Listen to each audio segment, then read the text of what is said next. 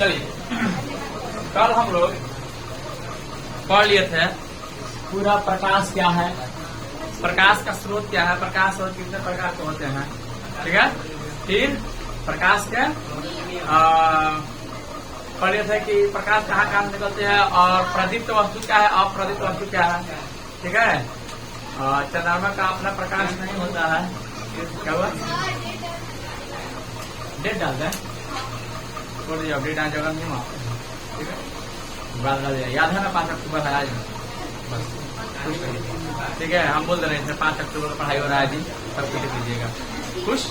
चलिए, तो हम लोग प्रदीप्त वस्तु अप्रदीप्त वस्तु के बारे में जान गए थे कि कौन प्रदीप्त वस्तु होता है, कौन अप्रदीप्त होता है, ठीक है। सूर्य तारे प्रदीप्त वस्तु है जिससे प्रकाश निकलता है अपना। अप्रदीप्त वस्तु क्या क्या है, जिसमें प्रकाश अपना, जिसका अपना प्रकाश नहीं होता है, मान जिससे प्रकाश उत्सर्जित नहीं होता है, लकड़ी, लोहा, पत्थर, ईंट, ये सब गिट्टी सब कुछ भी है, ये सब अप्रदीप्त। उसमें चंद्रमा भी शामिल है, चंद्रमा चमकते हुए दिखाई देता है, लेकिन इसका मतलब अपना प्रकाश नहीं होता है। सूर्य का प्रकाश ऊपर गिरता है और वहां से टकरा कर प्रकाश आता है हम लोग आंखें पर, आंख तब जाकर हम लोग इस चंद्रमा को देख पाते हैं। इसलिए चंद्रमा का कहता है कि अपना प्रकाश नहीं होता। क्वेश्चन पूछा हुआ है, चंद्रमा प्रदीप्त वस्तु है क्या अप्रदीप्त वस्तु, अप्रदीप्त, मतलब खास कोई आता है ऐसा क्वेश्चन, ठीक है। किसी को दिक्कत है, नहीं दिक्कत है। आज हम लोग पढ़ने वाले हैं उसके आगे प्रतिबिंब, इमेज, क्या है, प्रतिबिंब या इमेज, ठीक है। तो प्रतिबिंब के लिए क्या करते हैं, उठाते हैं घोड़ा अपना, दिखाने वाले को दिखाए हैं करवा बोलने भी देते याद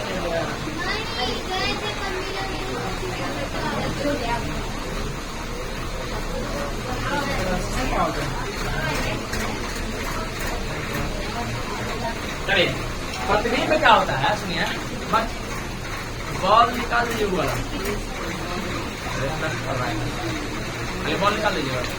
हाँ, सुनिए, हम लोग जब भी आईना मुंह देखते हैं तो हम लोग अपना प्रतिबिंब देखते हैं, नहीं प्रतिबिंब, मुंह दिखता है अपना, कहीं भी देखते हैं तो ऐसे देखते हैं तो मुंह दिखता है, ठीक है। अपना मुंह देखता है, हाथ देखता है, पैर सब देखता है, इसी को कहते हैं प्रतिबिंब। क्या कहते हैं इसको, प्रतिबिंब कहते हैं। किसी को दिक्कत है, हाँ? नहीं दिक्कत है। तो इसी को कहते हैं प्रतिबिंब। प्रतिबिंब वास्तव में होता क्या है, इसको परिभाषित करने से पहले समझते हैं कि प्रतिबिंब बनता कैसे है, ठीक है। तो प्रतिबिंब बनता कैसे है, तो मान लीजिए कि यहाँ पे एक दर्पण है, क्या है, दर्पण है। तो दर्पण तो मान लीजिए ऐसे है, क्या है, दर्पण ऐसे है, ठीक है। और यहाँ पर कोई क्या ऐसे, कोई यहाँ पर ऐसे कर दिए यहाँ पे, तो यहाँ पर कोई वस्तु खड़ा है। वस्तु तो कोई भी चीज हो सकता है, आदमी भी हो सकता है, कोई कलम भी हो सकता है, बकरी, गाय, भैंस कुछ हो सकता है, नहीं। तो यहाँ पे खड़ा है, तो यहाँ से इसका आंख से प्रकाश निकलेगा। प्रकाश निकल करके अगर आकर के किसी आपतन बिंदु पर इस दर्पण के, ये दर्पण है हम लोग का, दर्पण है, यहाँ पे बात कर रहे हैं तो समतल दर्पण का बात कर रहे हैं अभी। ये समतल दर्पन है, जो भी दर्पण है, आप लोग का एकदम प्लेन है ना, समतल है, प्लेन मिरर कहते हैं इसको, समतल दर्पण। अभी आप लोग दिखाएंगे दर्पण के बारे में, कैसा कैसा दर्पण होता है, ठीक है। तो ये दर्पण हम तो देख रहे हैं, प्लेन मिरर है, एकदम समतल है, चारों तरफ बराबर है, ठीक है। तो जो दर्पण है, दर्पण पर से वस्तु, अगर यहाँ पे वस्तु है, ठीक है, और इससे प्रकाश आया यहाँ पर, सुनिए, यहाँ से क्या आया, प्रकाश यहाँ पर आया, तो दर्पण पर प्रकाश आने के बाद क्या हो जाएगा, प्रकाश तो परावर्तित हो जाएगी। ये तो किरण आपतित किरण है, ये आपतित किरण कहाँ जा रही है, एक वस्तु से टकरा कर जा रही है, कहाँ पर, दर्पण पर। दर्पण पर टकराने के बाद ये तो परावर्तित हो जाएगी, आर एंगल बनाते हुए, नहीं, परावर्तन कोण बनाते हुए ये परावर्तित हो जाएगी। ये कौन सा किरण है, परावर्तित किरण है, समझिएगा बढ़िया से।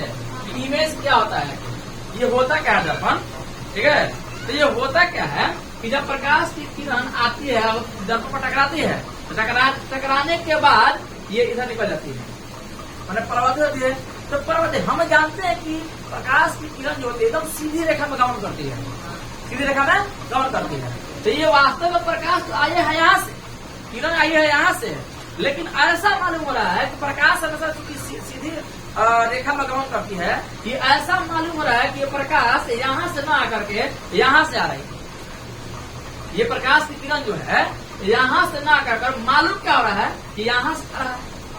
इसके नीचे से, दर्पण के नीचे से ये कलाई किया गया, इसमें तक है कि दर्पण के नीचे ऐसे है क्या, ये ऊपर, ये आगे वाला ऊपर वाला सरफेस है, ये वाला चिकना वाला जो ये है परावर्तक होता है, और नीचे वाला इस पर कलई किया गया, ये कलई दिखाया गया। ठीक है, फिर समझिएगा कि दर्पण का एक कलई दिखाया गया है, ये ऊपर जो है आगे वाला भाग है, ये वाला परावर्तक सतह है, इसको परावर्तक सतह कहते हैं। जब पढ़ाई गोली दर्पण ना तो और बढ़िया सताएंगे इसको, जिस पर चमकता है ऐसे ऐसे, इसको कहते हैं परावर्तक सतह। ये पेंट किया हुआ है, चाहे रजतित किया हुआ है, चाहे कलई किया गया है, इसको कहते हैं। ठीक है, तो दर्पण ऐसे है, तो यहाँ से कोई प्रकाश किरण आई, यहाँ पर आने के बाद टकरा गई इधर, तो यहाँ से प्रकाश तो वास्तव में आ रही है, लेकिन ऐसा लग रहा है कि प्रकाश की किरण इधर कहीं पीछे से आ रही है। ठीक है, माने इसका स्रोत कहीं पीछे से है। ठीक है, तो यहाँ पर ऐसा होता है कि जब इसका परिभाषा जो जहाँ से किरण आ रही है ना, तो कहते हैं कि इस जहाँ से आ रही है जिस बिंदु स्रोत से, उसको उस बिंदु स्रोत का प्रतिबिंब कहते हैं। है ना, जहाँ से ये किरणें लग रहा है कि आ रही है परावर्तन के बाद, ये परावर्तन के बाद किरणें जहाँ से जिस बिंदु स्रोत से आ रही हैं, उसे उस बिंदु स्रोत का प्रतिबिंब कहते हैं। इस प्रकार से परिभाषा देखिएगा तो परिभाषा होगा कि जब प्रकाश की किरणें दर्पण से परावर्तन के बाद, दर्पण से परावर्तन के बाद इस स्थिति में जिस बिंदु से आती हुई मालूम पड़ती है, जिस बिंदु से आती हुई मालूम पड़ती है, उसे प्रतिबिंब कहते हैं।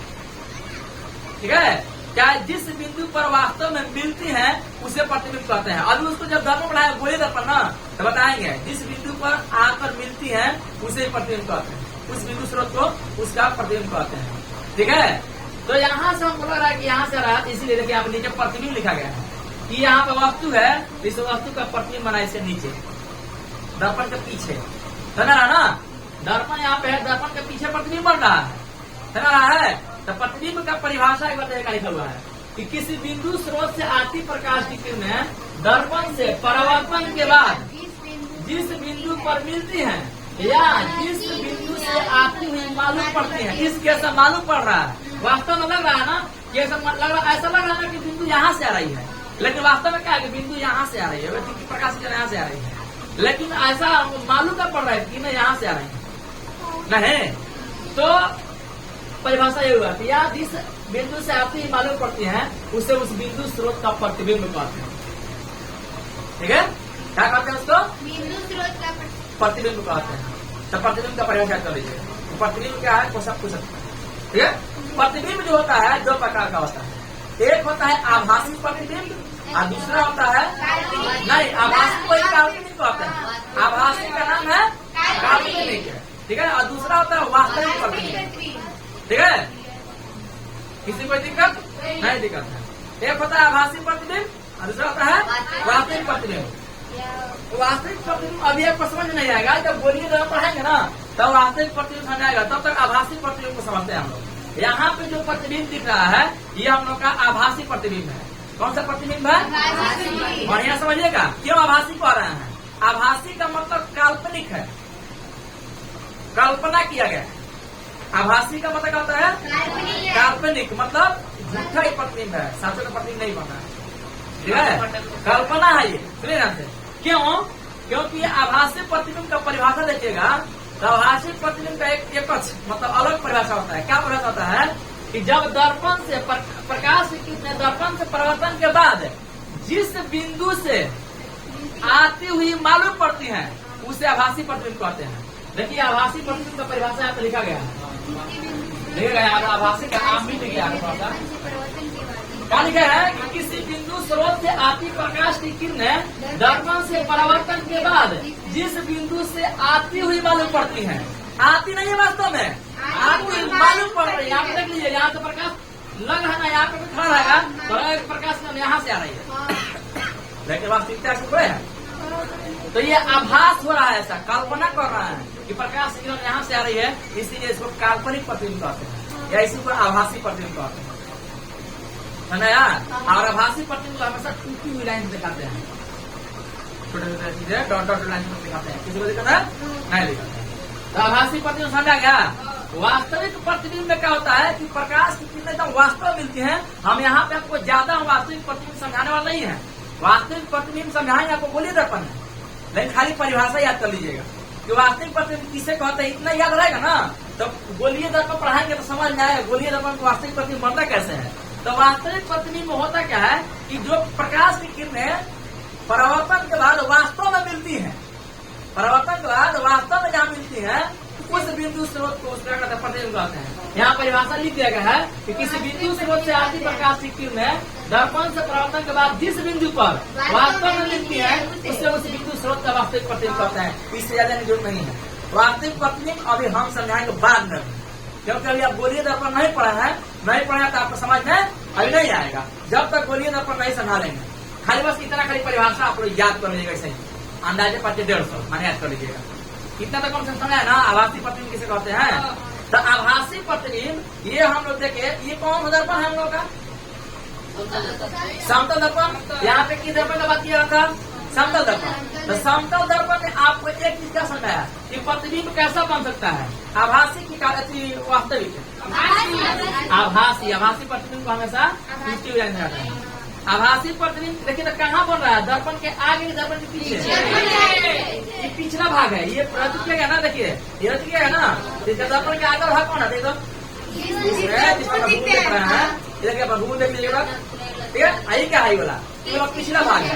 तो हम लोग कहीं मुंह देखते हैं ना तो दर्पण हमेशा इसके पीछे बनता है, दर्पण के पीछे बनता है। देख लीजिए यहाँ पे दर्पण के पीछे बन रहा है। तो समतल दर्पण से जो प्रतिबिंब बनता है उससे कौन कैसा कैसा उससे गुण होता है, क्या क्या उस प्रतिबिंब का विशेषता है, इसके बारे में हम लोग जानना कि समतल दर्पण द्वारा प्रतिबिंब का बनना।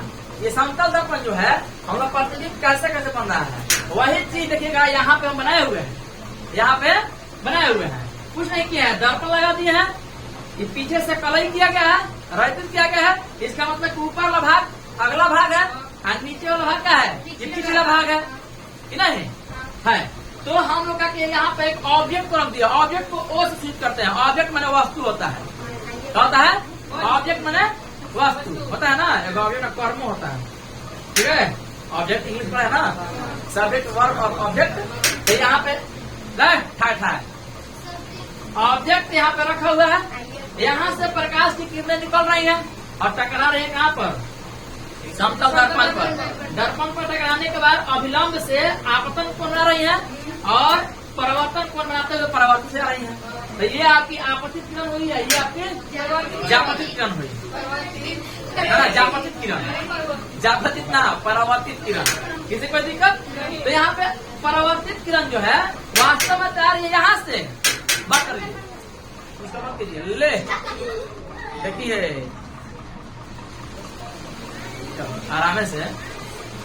तो परावर्तित किरण जो है, परावर्तित किरण आ तो रही यहाँ से, लेकिन मालूम क्या पड़ रहा है? ये यहाँ से आ रही है, दर्पण के पीछे से आ रही है, समझ रहा है? तो ऐसा मालूम पड़ रहा है, इसीलिए इसको कहते हैं आभासी प्रतिबिंब। तो कोई क्वेश्चन पूछेगा कि समतल दर्पण में कैसा प्रतिबिंब बनता है? आभासी प्रतिबिंब। कैसा बनता है? आभासी प्रतिबिंब, ठीक है। उसी प्रकार से कहते हैं। आभासी का नाम नाम क्या है? काल्पनिक है ना। आभासी का नाम क्या होता है? काल्पनिक ना। हर एक आदमी का दो का नाम होता है, ठीक है। ये देखो उसका एक नाम है नेहा, नाम सब नाम। किसी किसी को बढ़िया नाम वालों का हाँ, तो इसे वास्तविक प्रतिबिंब है, उसे एक ही नाम है। किसी किसी का भी नाम होता है, ठीक है। आलू, हाँ आलिया बाजी आलू, अरे भुजिया पराठा। देखो देखो भुजिया पराठा दिया होते। चलिए हो गया। अपन ना कला नेता आ रहा होती सर। हाँ तब का हम देखते थे, इस सवना बाजी को देखे हैं, वो बाजी को देखे हैं, ऐसे ऐसे करते रहते सब ना देखे हैं। इसी माला में भी रह रहा है, ठीक है बाजी। कैसे करें सब मारेंगे सब पूरा एकदम मजा आ जाएगा। चलिए हो गया। चिंकी दीदी के धर्मशिला दीदी के नाम बगल में पड़ जा रहा है सब आराम से। चलिए हो गया। किनारे बांध रहा था सब पहले तो बचपने का बात रहा है, अभी का बात रहा है, अभी तो प्रिय हो गई है सब। चलिए सुनिए, हो गया, बात खत्म है। सुनिए, तो ऐसा मत करिए, सबका होता है ऐसा। तो यहाँ पे हो गया। तो समतल दर्पण द्वारा बने प्रतिबिंब की विशेषताएं क्या क्या है? पहली विशेषता ये है कि समतल दर्पण जो प्रतिबिंब बनता है ना, दर्पण के आगे बनता है कि पीछे? पीछे। किसी को दिक्कत नहीं दिक्कत है। दूसरा देखिएगा कि जितना बड़ा वस्तु दिख रहा है ना, उतना ही बड़ा प्रतिबिंब दिख रहा है।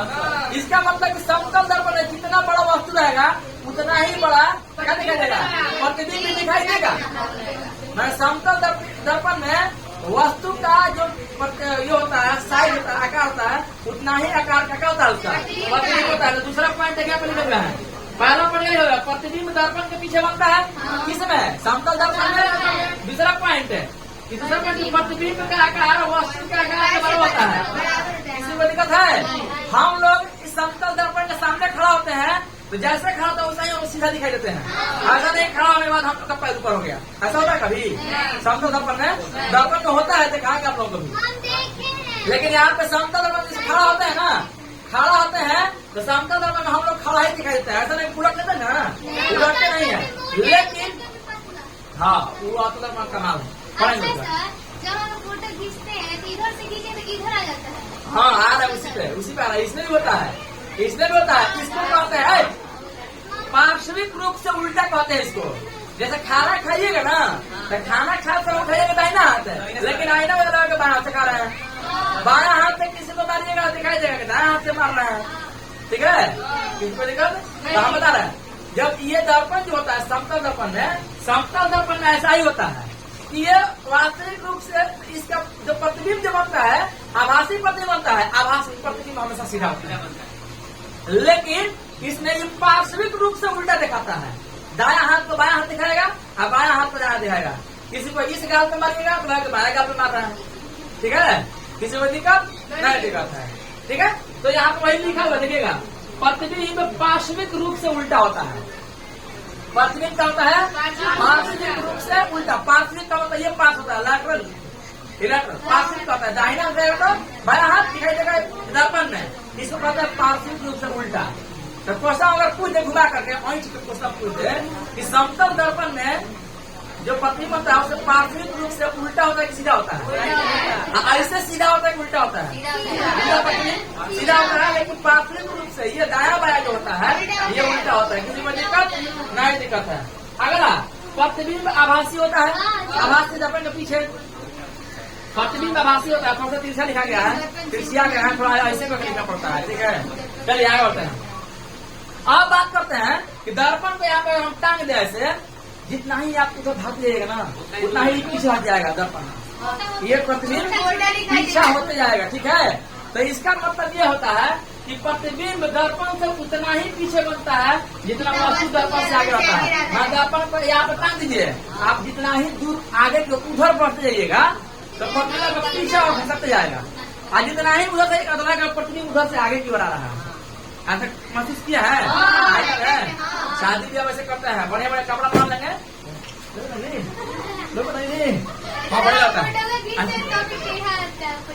फोटो में तो कैमरा कमा रहे, यहाँ पर थोड़ा सा दिक्कत हो गया। हाँ, वो बात दूसरा हो गया। लेकिन शादी ब्याह ऐसा करते हैं ना, बिल्कुल करते हैं, ऐसे कर रहा है। हाँ अरे हाँ बढ़िया करना, ऐसा वो करता है, सब करता है, खास करके लड़की सब। ठीक है, लड़की को मत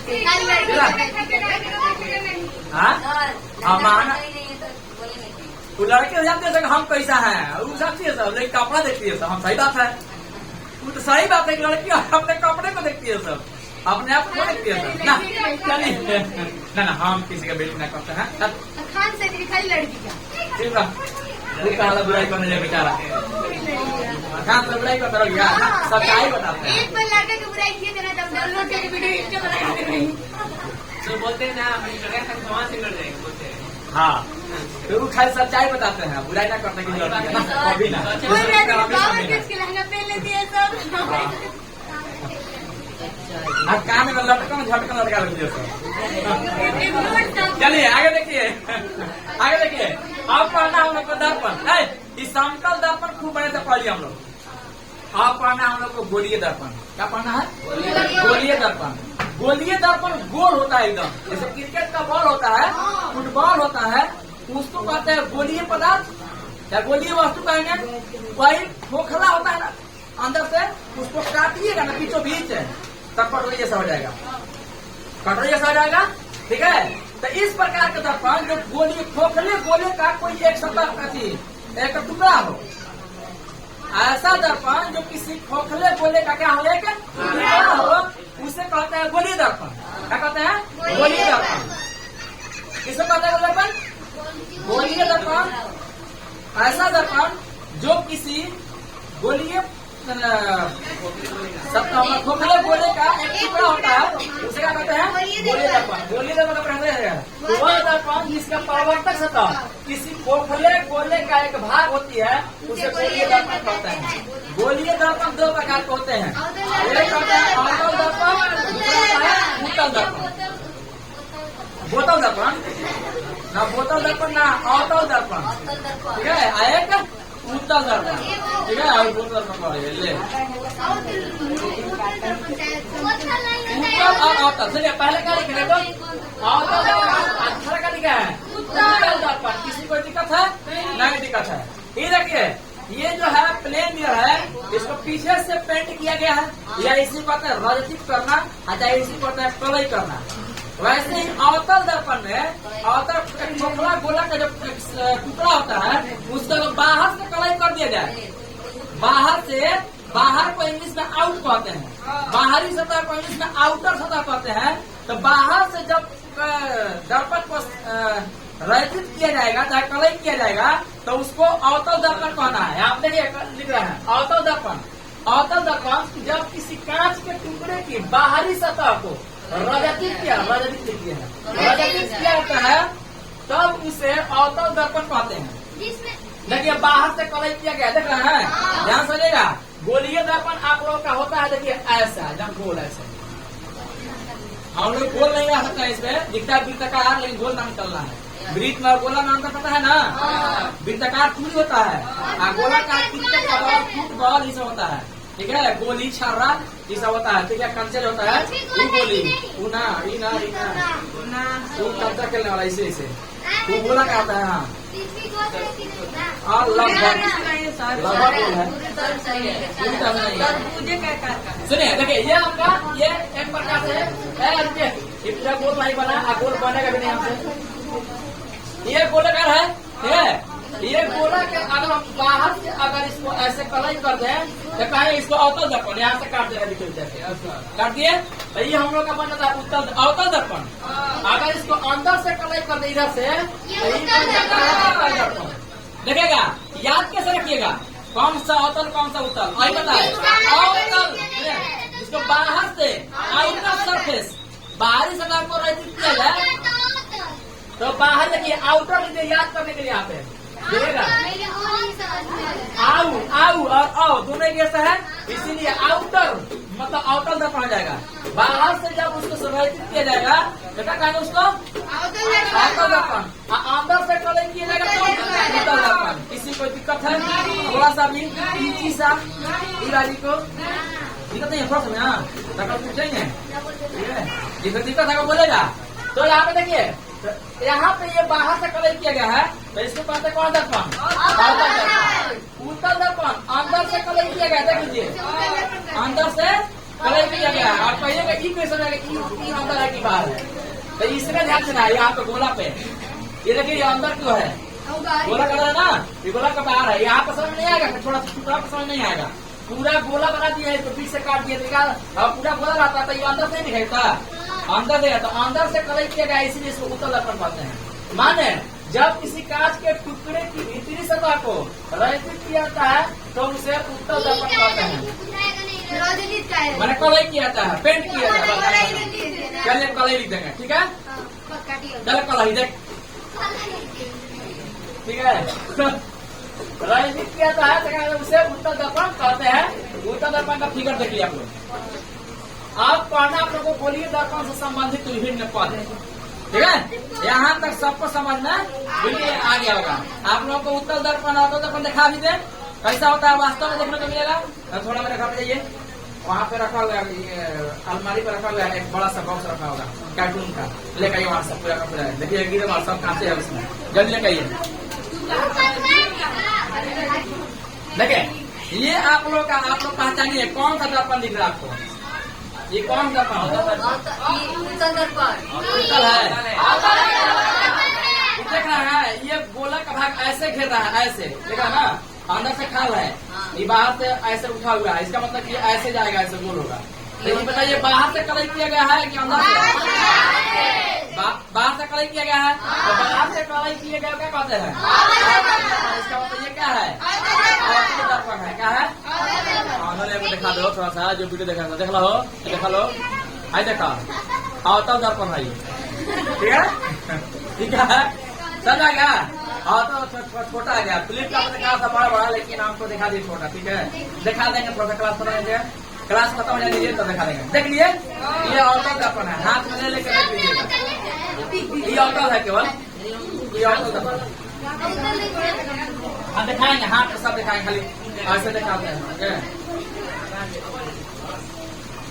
इसमें देखिए, इसमें जो है ना, ये देखिए,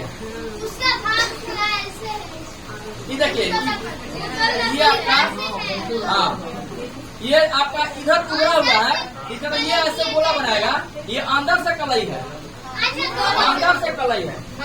देखिए ये ऐसे थोड़ा सा हुआ ना, इसका हाथ में लेकर ऐसे पता चलेगा, लेकिन ये भी ऐसे थोड़ा सा झुका हुआ है, ऐसे कलई किया गया था। कौन सा बेर होगा ये? उत्तल दर्पण होगा। कौन दर्पण होगा ये?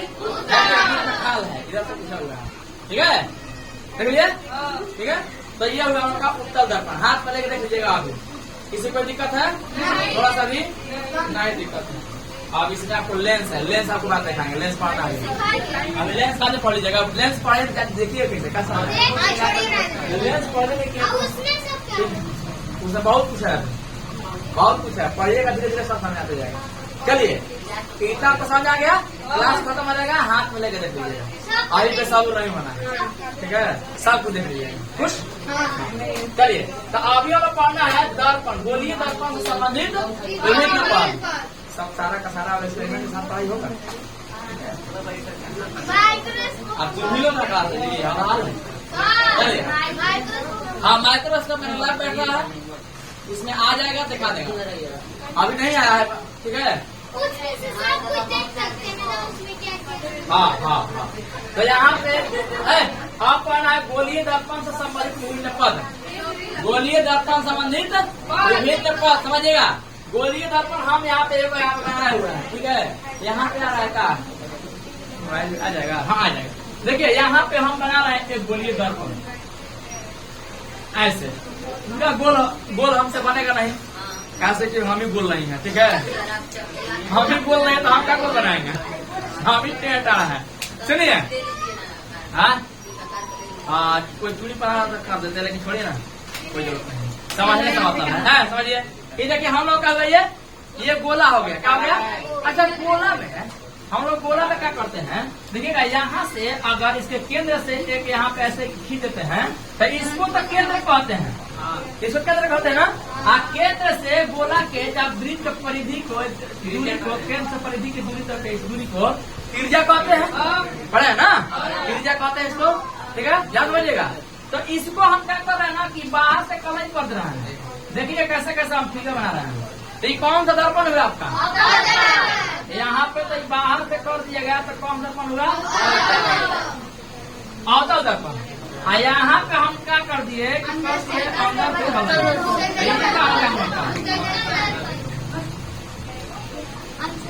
हम जानबूझ के नहीं बनाए थे पहले, क्या आप लोगों को सिखाए हम कि होता क्या, पहले समझिए। यहाँ से यहाँ तक को, तो यहाँ को त्रिज्या कहेंगे, त्रिज्या कहते हैं, आएंगे इंग्लिश पर आएंगे। आइए इसको क्या कहते हैं, इसको केंद्र कहते हैं, क्या कहते हैं, केंद्र कहते हैं ना। आप देखिएगा अवतल दर्पण में देखिएगा ना, तो अवतल दर्पण त्रिज्या इसका ये केंद्रक से देखने को मिलता है, केंद्रक ये दर्पण इधर से इधर आता है, उत्तल दर्पण में इधर से इधर आता है केंद्रक, ध्यान देख रहा है।